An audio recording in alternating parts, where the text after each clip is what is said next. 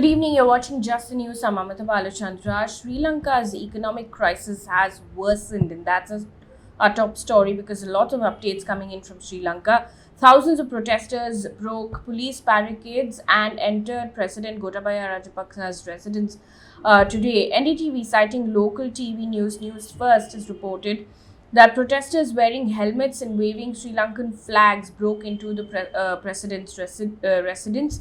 In fact, the police removed the curfew after challenges from opposition parties, rights activists, and the Bar Association as well. Now, they were also seen using the swimming pool in the residence. In fact, they entered the kitchen as well. There's several videos that are going viral online. According to NDTV, Rajapaksa was moved to the army headquarters last night, and at least 7 people were injured as protesters and police clashed outside his residence. 16 members, in fact, of the parliament from President Rajapaksa's party have requested the president to resign immediately. In the meantime, the country has run out of foreign currency and is struggling to import basics like fuel, food and medicine as it's battling its worst ever economic crisis, and people are largely angry at the government's handling of the situation. In the meantime, Sri Lanka Prime Minister Ranil Wickremesinghe has announced his resignation to make way for an all-party government to take over. He wrote on Twitter, and I quote, to ensure the continuation of the government, including the safety of all citizens, I accept the best recommendation of the party leaders today to make way for an all-party government. To facilitate this, I will resign as Prime Minister, end quote. Now, minutes after Ranil Wickremesinghe announced that he is willing to resign as the Prime Minister of Sri Lanka, demonstrations were held outside his residence as well. The police fired tear gas on demonstrators who were protesting outside his house. Meanwhile, in India, Amarnath cloudburst, in fact, has now increased death toll to 16. 16 people have passed away and over 15,000 pilgrims have been moved to safety. Now, the cloudburst occurred around 5:30 p.m. on Friday, resulting in heavy discharge of water in a canal adjoining the Amarnath cave.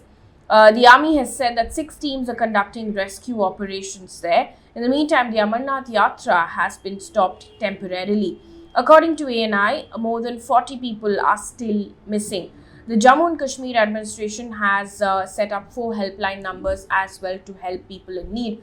Now, interestingly, the IMD has said that the deaths and destruction near the Amarnath cave shrine were due to a highly localized rain event and not, in fact, due to a cloudburst. According to weather scientists, the shrine reported 31 millimeter of rainfall between 4:30 p.m. and 6:30 p.m. on Friday. In the meantime, Rudraprayag, the district administration, has announced that Kedarnath Yatra has been stopped in view of heavy rains from Sonprayag onwards. Now, this has been done considering the safety of pilgrims amid fears of an untoward incident. Meanwhile, Assam's floods and landslides toll has now increased to 190.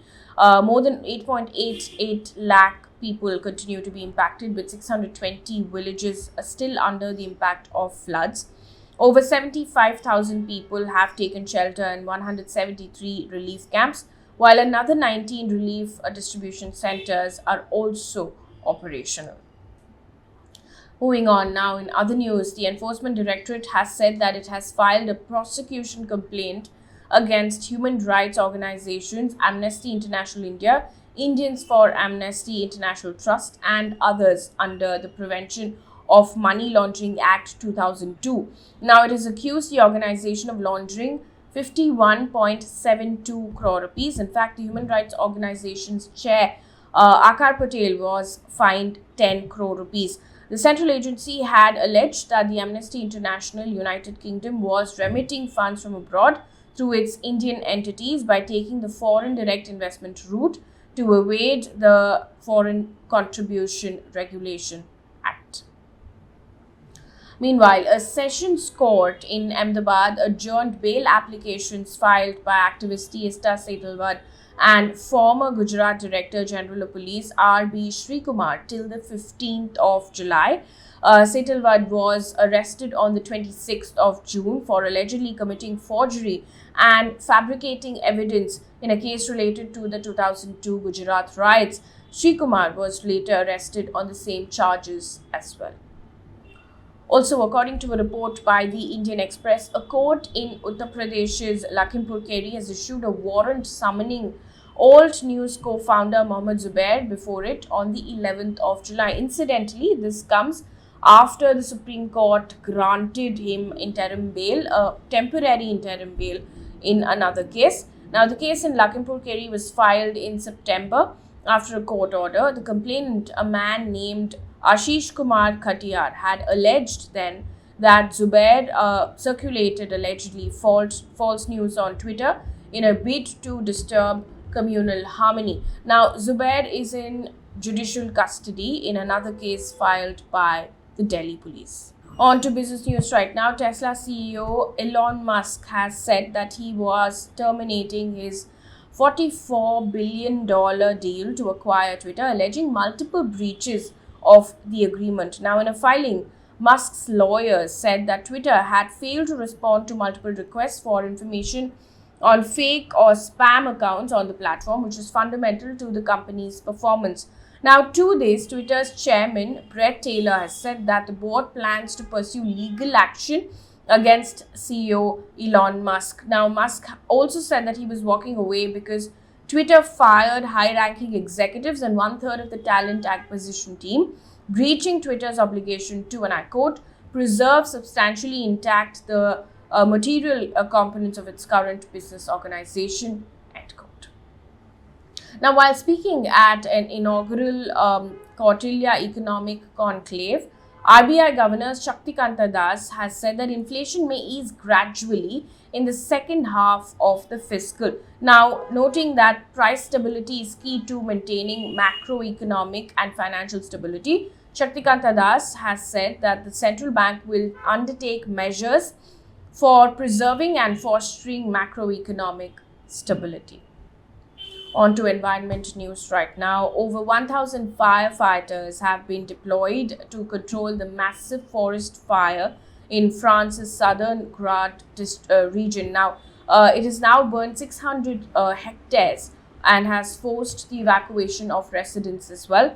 According to authorities, the wildfire had been brought under control but would take days to extinguish. On to news coming in from across the globe right now. It's day 136 of Russia's invasion of Ukraine. According to Sky News, Russian President Putin has said that Russia has barely even started its action. Now, he said, and I quote, "It's a tragedy for the Ukrainian people, but it looks like it's heading in that direction.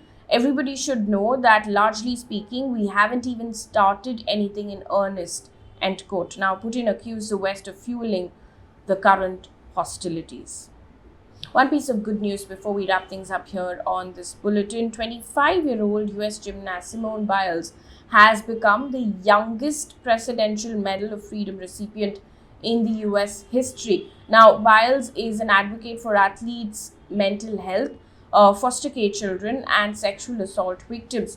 Now, US President Joe Biden remarked, and I quote, "Today she adds to her medal count of 32. I don't know where you're going to find room," end quote. That brings us to the end of this bulletin. Thank you so much for watching.